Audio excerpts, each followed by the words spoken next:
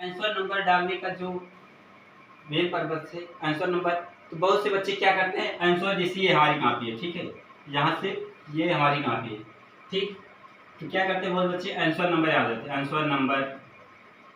9। तो ये जो चीज़ें हैं आंसर नंबर 1, ये चीज़ें गलत है। तो आपको जो आंसर नंबर डालना है वो जो लाइनिंग होती है, ऐसे जो 36 लाइनें होती हैं, इसके बीचों बीच में जो पेज होता है हमारा, ठीक उसके बीचों बीच में डालना चाहिए आंसर नंबर। क्योंकि जो एग्जामिनर है, जैसे आपने कभी कभी क्या हुआ, आंसर नंबर यहाँ पर पहले डाल दिया, फिर दूसरा डाल दिया, फिर तीसरा हो सकता है यहाँ पर डाल दिया, तो कभी कभी क्या होता है, जो एग्जामिनर होता है वो मतलब ध्यान नहीं दे पाता है कि आपका नंबर है या खा नंबर, तो वो हो सकता है कि दोनों क्वेश्चन का आंसर चेक करते समय वो दोनों का एक ही साथ नंबर देता है। इसलिए जब आप यहाँ पर हाईलाइट किए रहेंगे, और एक चीज़ और, जैसे आप स्केच पेन का यूज करते हैं तो बहुत अच्छा है, उससे हाईलाइट कर दीजिए और अंडरलाइन कर देंगे, तो इससे स्पष्ट दिखेगा कि आपने कौन सा आंसर दिया है, ठीक। दूसरी बात जो आती है, दूसरा जो पॉइंट आता है इसमें बात आती है कि आंसर तो नंबर हमने डाल दिया, ठीक है। जो दूसरी बात आती है वो नया आंसर, मतलब जब आंसर करना, ठीक है। जो दूसरी बात आती है आंसर, ठीक। प्रत्येक जब नया आंसर आप स्टार्ट करते हैं, नया आंसर कहते हैं, तो आप नए पेज से आंसर को नए पेज से शुरू करना, ठीक। एक बात ये भी आती है, जैसे आपने एक क्वेश्चन का आंसर दे दिया, फिर दूसरा जब क्वेश्चन स्टार्ट होता है तो आप उसे नए पेज से स्टार्ट करें, नए पेज से स्टार्ट करेंगे। जैसे मान लीजिए यहाँ पर आप लिखते चले गए, ठीक, ये लाइनें, तो यहाँ पर मान लीजिए नीचे से 3-4 लाइनें बचती हैं, तो बहुत लोग क्या करते हैं, फिर नया क्वेश्चन यहीं से स्टार्ट कर देते हैं। तो इससे क्या होता है, थोड़ा सा ये, अगर मान लीजिए आपके पास 5 या 6 लाइनें से ज़्यादा बची है, तब आप ठीक है कर सकते हैं। लेकिन अगर मतलब मैक्सिमम अगर 5 से कम लाइनें हैं, 4 लाइनें 3 लाइनें बची हैं, तो आप यहाँ पर आंसर मत डालिए, फिर आप नेक्स्ट पेज से, अगले पेज से आप अपना आंसर डाल दें, ठीक। जो और उसके बाद जो तीसरी बात आती है, जैसे एक चीज़ और आती है कि आपको जो बात आती है कि बहुत लोग कहते हैं कि कॉपी भरना, सर कॉपी भरने से नंबर बहुत ज़्यादा मिल जाता है, कि हमें बीएड या बीए में है, एमए में लिख रहे हैं, तो हमें कॉपी भर दें तो हमें अच्छा नंबर मिल जाता है पूरा नंबर। तो आपको हम इस चीज़ को बताते हैं कि सिर्फ कॉपी भरना है, हमारा पर्पज कॉपी भरना है, ठीक है। कॉपी इसीलिए बनी है कि उतने कि जितने क्वेश्चन है, लेकिन हमारा पर्पज ये नहीं होना चाहिए कि सिर्फ कॉपी भरना। कॉपी भरने के कई तरीके क्या करते हैं बच्चे, बहुत क्या करते हैं, दो मतलब एक वर्ड इसमें लिखे, बहुत दूर लिख दिया, लाइन रहती है, लाइन भी छोड़ देते हैं, तो उसमें क्या होता है, वो कॉपी भरने के चक्कर में। और बहुत से बच्चे क्या करते हैं, जैसे यहाँ पर ये कॉपी है, तो इधर भी आधा पेज छोड़कर इधर लाइन खींच देते हैं, आधा पेज छोड़कर इधर लाइन छोड़ देते हैं, ऐसे खींच देते हैं, तो इतने में लिखते हैं। तो एग्जामिनर भी जो चेक करने वाला वो भी मतलब ये समझ जाता है कि बच्चे ने क्या खाली मतलब एग्जामिनर को बेवकूफ़ बनाया है कि कॉपी भरने के लिए, या आप आधा पेज इधर छोड़ दिए, आधा पेज इधर छोड़ दिए, थोड़ा सा जगह है तो स्वाभाविक बात है भर जाएगा। और दूसरी बात ये होती है, जैसे कापियाँ जो होती हैं, आप देखते होंगे जो कापियाँ होती हैं मतलब एग्जाम के तौर पर, तो उसमें क्वेश्चन के बेस पर उसमें पेज भी लगे होते हैं। जैसे मान लीजिए अभी अवध यूनिवर्सिटी का एग्ज़ाम चल रहा है बीएड का, खासकर बीएड पर हम तो इसलिए बीएड की चर्चा करते हैं। तो बीएड में क्या होता है कि बच्चे क्या करते हैं, उसमें जो क्वेश्चन होता है आप देखते होंगे, तो जो अलग होते हैं, तीन तरह के क्वेश्चन उसमें आते हैं, तीन प्रकार के क्वेश्चन पूछे जाते हैं। एक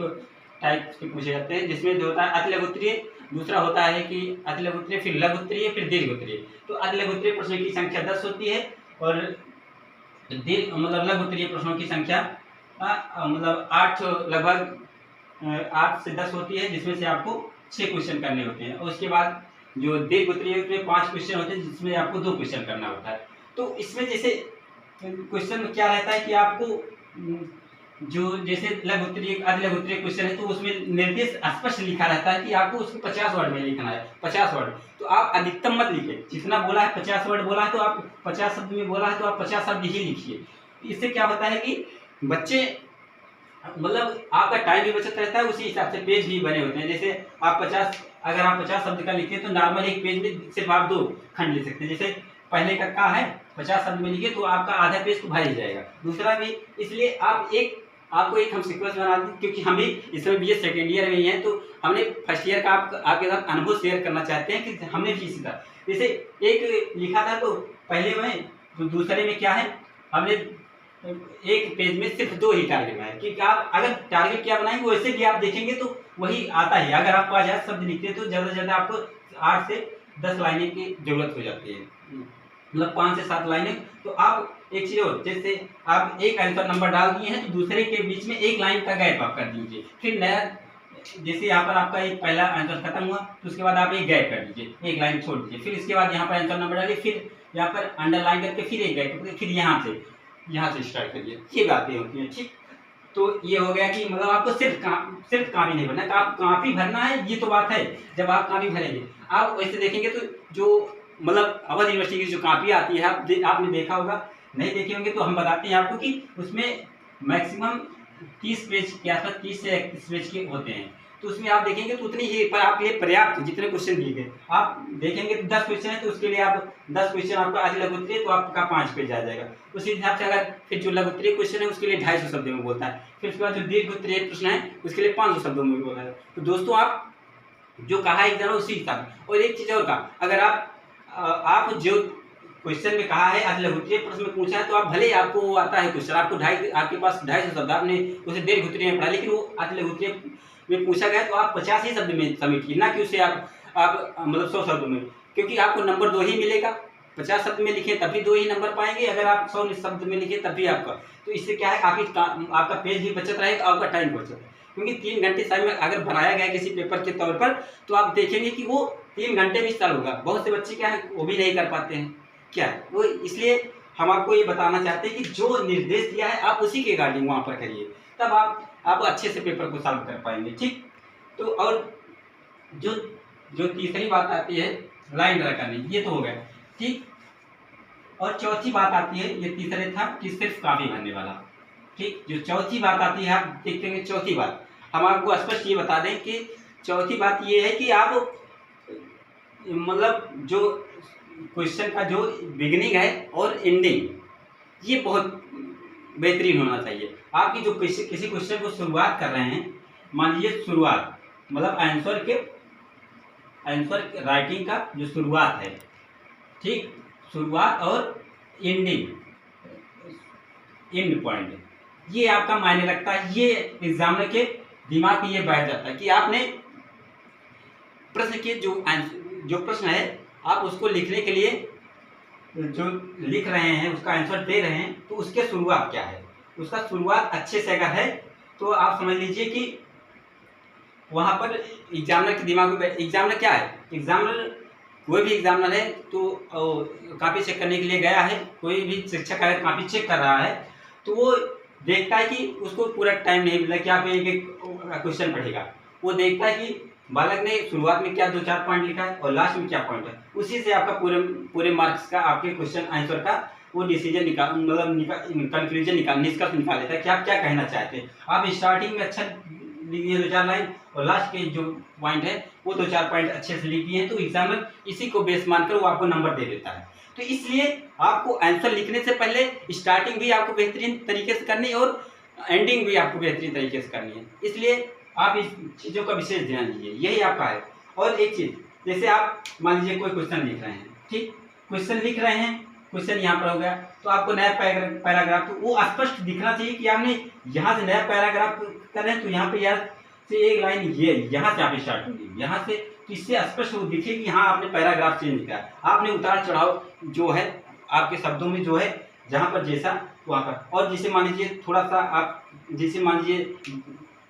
आपको कोई परिभाषा है, मान लीजिए मापन और मूल्यांकन पूछ लिया, एग्जामिनर ने क्वेश्चन दे दिया कि आप मापन और मूल्यांकन में की परिभाषा दीजिए, तो परिभाषा दीजिए। तो इसमें आपको जैसे बीएड सेकेंड ईयर का ये हमने सेकेंड पेपर का आपको बता रहे हैं कि एग्जामिनर जो है मान लीजिए मूल्यांकन और मापन की परिभाषा पूछा है, तो इसमें आप आंसर लिखिए, तो उससे बेहतरीन आपको ये होगा, जैसे मान लीजिए किसी विचारक का, किसी लेखक आप दे देते हैं कि मापन के परिभाषा, जैसे गैरेट के अनुसार, गैरेट के शब्दों में मापन की परिभाषा ये है कि मापन किसी वस्तुनिष्ठ होता है, जबकि मूल्यांकन जो है विषयगत होता है। और अगर इसी तरह से आप देख लीजिए, मान लीजिए स्टेफेंस के अनुसार मूल्यांकित परिभाषा ये है, स्टेफेंस के अनुसार हो गया, गैरेट के अनुसार हो गया, इससे लेकर, तो ये क्या है, एग्जामिनर के डायरेक्ट माइंड पर प्रभाव डालता है, जिससे कि आप बेहतरीन तरीके से, ठीक दोस्तों। तो ये रही बातें, और जो भी जानकारियां हैं हम आपको देते रहेंगे। आप हमारे यूट्यूब चैनल को सब्सक्राइब कर लीजिए और बेल आइकन को भी दबा लीजिए, जिससे कि आपको नई नई वीडियोज मिलते रहें। दोस्तों अभी एग्जाम जैसा कि आप जानते हैं कि 10 तारीख से स्टार्ट मिलता है, जिसके पहले हम भी एक बार फिर से, बहुत से बच्चों का कमेंट आया कि आप सर सेकेंड पेपर का थोड़ा सा एनालिसिस बता दें, क्योंकि सेकेंड पेपर थोड़ा टफ है। तो स्वाभाविक बात है, और बीएड फर्स्ट ईयर में सेकेंड पेपर और थर्ड पेपर दोनों के लिए हम वीडियो बनाएंगे कि कैसे आपको अटेंड कर, आईसीटी और जो साइको का पेपर सेकेंड पेपर है उसके लिए हम बताएंगे, और बीएड सेकेंड ईयर का जो सेकेंड पेपर है उसके लिए भी हम वीडियो बनाएंगे। दोस्तों धन्यवाद, आप लोग अपनी तैयारी को बरकरार रखिए और अच्छे अंक पाइए, जैसे हमने बताया इसी तरह से आप तैयारी करते हैं, आंसर रखेंगे, ठीक है।